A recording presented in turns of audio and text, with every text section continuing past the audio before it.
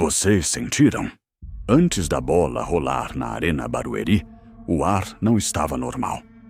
Parecia que estávamos assistindo a um filme que já tínhamos visto, mas com um filtro mais sombrio. Havia algo de errado na figura central do campo. Não era um jogador. Era a Daiane, a árbitra. Antes mesmo do primeiro apito, ela parecia perdida. Como se tivesse sido jogada em uma arena de gladiadores sem o mapa da saída. E do outro lado, o São Paulo. Eles entravam em campo com o peso de tanta reclamação nas costas e agiam como se estivessem entrando em uma armadilha. A tensão não era sobre quem ia ganhar. Era sobre quando o inevitável ia acontecer. O Palmeiras não joga futebol. Ele executa um plano de dominação. 7 finais seguidas. Isso não é esporte. É uma profecia que ninguém consegue quebrar. Mas, naquela tarde, o herói principal foi se cansando. Andréas Pereira parecia humano demais. E quando um herói sangra, o vilão se agiganta. A pergunta que não saía da cabeça de quem estava na arquibancada era: como eles fazem de novo? Logo cedo, antes de qualquer um se acomodar, o padrão se repetiu. Uma bola roubada, uma transição que parecia coreografada.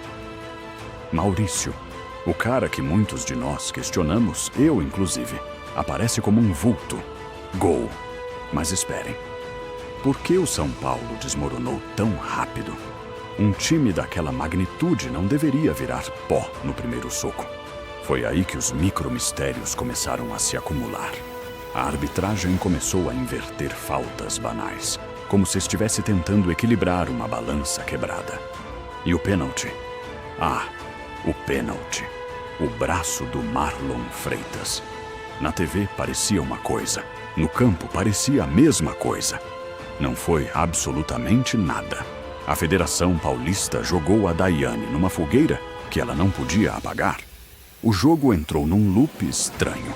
O Palmeiras não dominava 100% do tempo, mas ele decidia quando o jogo devia parar de respirar. Por que o São Paulo não conseguia reagir? O que o Abel Ferreira sussurrou para aqueles 22 homens antes de saírem do túnel? O cansaço bateu. Andréas Pereira, o motor desse exército, começou a falhar.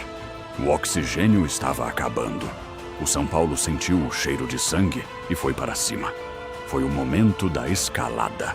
A sensação era de que o empate era apenas questão de tempo. E se o empate viesse, a Fortaleza Verde ia ruir. A tensão veio do atraso. A resposta não vinha. O Palmeiras recuou. O torcedor são paulino estava num misto de ódio e esperança, gritando contra o destino. Cada decisão da arbitragem era um fósforo aceso num barril de pólvora. Aqui não se tratava mais de tática. Era sobre o ego. Abel Ferreira, o mestre das marionetes, tinha um banco de reservas cheio de titãs. Felipe Anderson, Souza e o recém-chegado Arias. Mas ele não os usava para atacar. Ele os usava para gerir almas. Como você mantém 22 heróis satisfeitos, enquanto apenas 11 podem lutar? O mistério da gestão de pessoas de Abel é a sua arma mais letal. E naquele momento, o preço daquela harmonia estava sendo testado sob a noite de Barueri. Então, o confronto final. Piquerez e Andréas Pereira se olham. Uma falta ensaiada. Não foi um chute, foi uma pintura de guerra. A bola viaja, cruza a área e encontra o homem que se tornou o carrasco silencioso. Flaco Lopes. Ele mata na coxa. A bola flutua por 1 milésimo de segundo. O tempo para de correr. E ele fuzila. Acabou. O 2-1 não era apenas um placar. Era uma decisão irreversível. O São Paulo, com todos os seus títulos, foi reduzido a um espectador da própria eliminação. A revelação final é amarga para os rivais. O Palmeiras não precisa ser brilhante o tempo todo. Ele só precisa ser fatal no momento certo. 7ª final seguida. Uma marca que parece saída das páginas de um quadrinho impossível. O herói agora olha para o horizonte, onde o novo horizontino espera.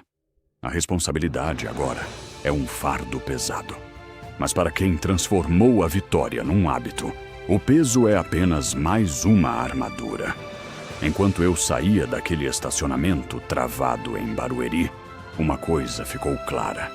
A gente pode reclamar da arbitragem, do horário das 8h30 da noite ou do banco de reservas. Mas no fim do dia, o roteiro é sempre o mesmo. Estamos de novo na final. De novo. E nós, o que fazemos? Só podemos aproveitar e tentar entender como o impossível se tornou rotina.